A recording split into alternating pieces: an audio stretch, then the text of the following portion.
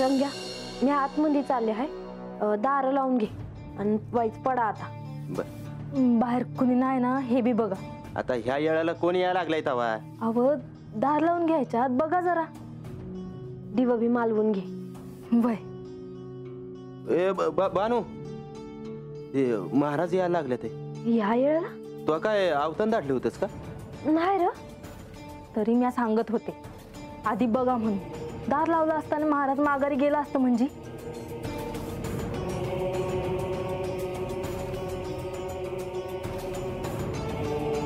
उशिरा आलो, परंतु पर्याय नव्हता. काय काय झालं ते म्हणजे समजा बैजवार सांगा. आता काय आणि कसं सांगू हा प्रश्नच आहे.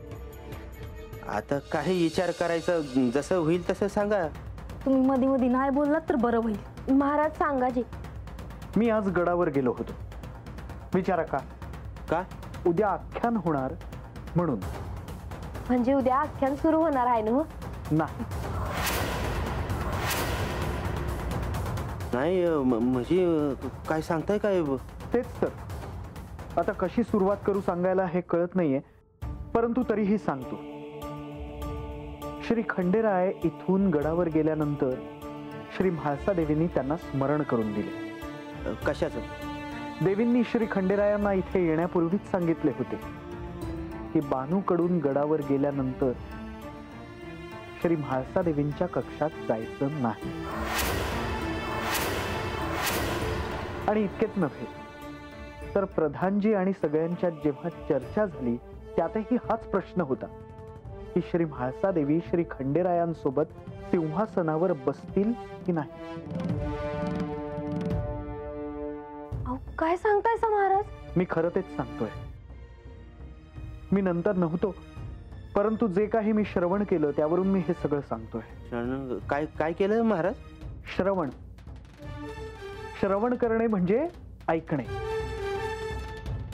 तर मी असं ऐकलं की श्री म्हाळसा देवींच्या आईंनी श्री खंडेरायांना असे सांगितले की 1 मास श्री खंडेरायांनी बानूकडे जायचं नाही. काय सांगताय साहेब? आणि श्री खंडेरायांनी ते स्वीकारलं. तेव्हा श्री म्हाळसा देवींनी श्री खंडेरायांना त्यांच्या कक्षात येण्याची अनुमती दिली असावी. म्हणजे आता 1 मास मला देव दिसणार नाही तोय? होय. पर असं का केलं म्हाळसाताईंनी? ते मला ठाऊक नाही, परंतु तुला हे ठाऊक असावं म्हणून मी हे तुला सांगितलं. नाहीतर तुला कसं कळलं असतं? म्हणजे आता 1 मास माझी देवांची भेट होत नाही. असं म्हणू नकोस. इतक्यात खचून जाऊ नकोस. नाही महाराज, मला ठाव आहे. देवीसनी दुःख होऊ नये, त्यासनी त्रास होऊ नये म्हणून देव त्यांच्यासाठी काय बाय माफ करते. तर देवींच्या मनात माझ्याबद्दल जो राग आहे तो काही केल्या कमी होणार नाही. परंतु एक आहे, उद्या जे आख्यान होणार होते ते आता होणार नाही.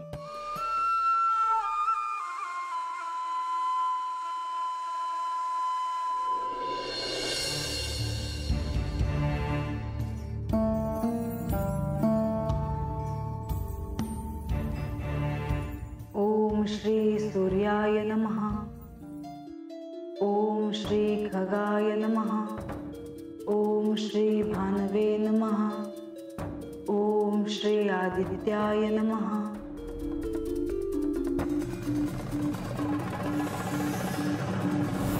देवी, माझा प्रणाम स्वीकार करावा. हे सूर्यदेव, मी जो संकल्प केला आहे त्यात आपण मला सहाय्यभूत राहावे. देवी, आपण आज्ञा करावी. मी सदैव तत्पर आहे.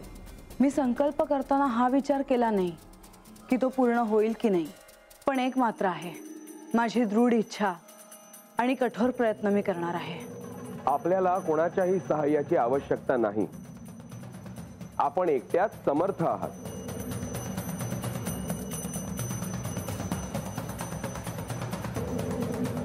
आज आपल्याला एक वार्ता समजेल. ती ऐकून आपण विचलित होऊ नये. कोणती वार्ता? बानूला मार्गशीर्षात जे व्रत मिळाले होते त्याचे फळ तिला मिळाले आहे.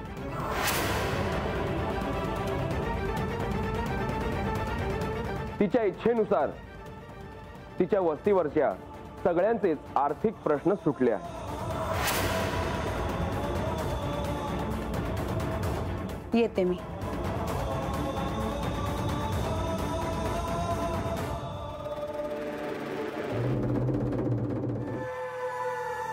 सुरव देवा, मला आज बी तुमचं दर्शन झालं जी. आणि तुम्ही म्हाळसाताईसनी जे सांगत होता ते ऐकून तर मला लय आनंद झाला बघा. अहो काय करून काय नका असं झालं आहे. बाणाई, मार्गशीर्षातले तुझे व्रत सफल झाले. श्री महालक्ष्मी देवी तुझ्यावर प्रसन्न आहेत. तुझी इच्छा त्यांनी पूर्ण केली आहे. वय यांचं तर लई उपकार आहेत बघा माझ्यावर. तू स्वतःसाठी काही न मागता लोकांसाठी मागितले आहे. यातच तुझे मोठेपण आहे बाणाई. नाही जी, हो मला जे हो होतं ते तर माझ्या देवानं मला दिलं आहे. आता अजून मला काय बी नग. सुखी राहा बाणाई. तुमचा आशीर्वाद आणि कृपा अशीच असू द्या जी. तू प्रत्यक्ष श्री खंडेरायांची अर्धांगिनी आहेस. तुझ्यावर त्यांची कृपा आहेच, तरीही मी सहाय्यभूत असेन.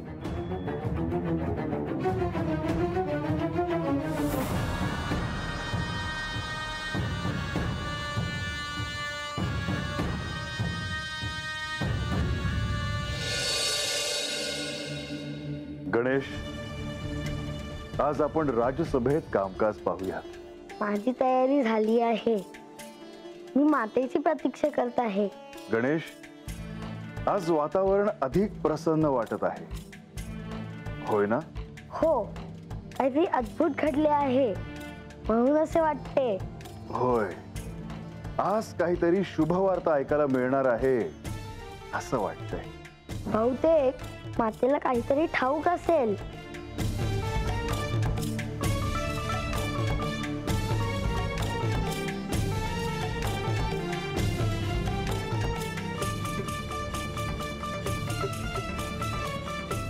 आजपर्यंत माझ्या अपरोक्ष जे घडत असतं त्याला माझा आक्षेप होता.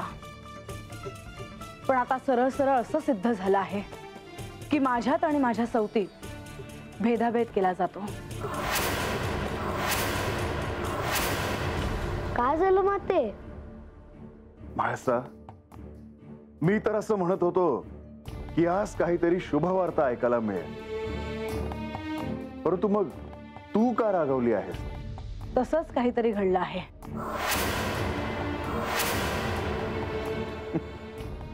आता तू सांगितल्याशिवाय कळणार आहे का?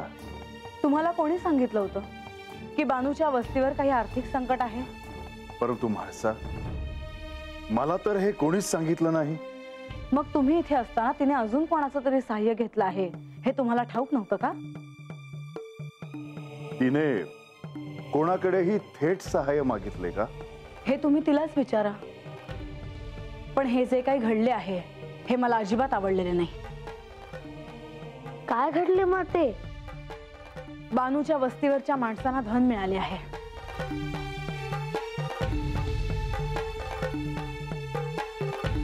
आपण ह्या विषयावर नंतर बोलूया. राज्यसभेत सर्वजण आपली प्रतीक्षा करत आहेत, तेव्हा आपण तिकडे जाऊया. म्हणजे मी जे आता बोलते आहे ते महत्वाचं नाही का? परंतु हा विषय राज्यसभेतही बोलता येईल. आपण ह्या विषयावर तिकडेच बोलूया. निघूयात. पण या एका मासात तुम्ही तिला भेटणार नाही असं मला म्हणाला होतात. मग आता ती इथे कशी येते आहे? ही राज्यसभा आहे आणि ही भेट सर्वांसमक्ष होते आहे.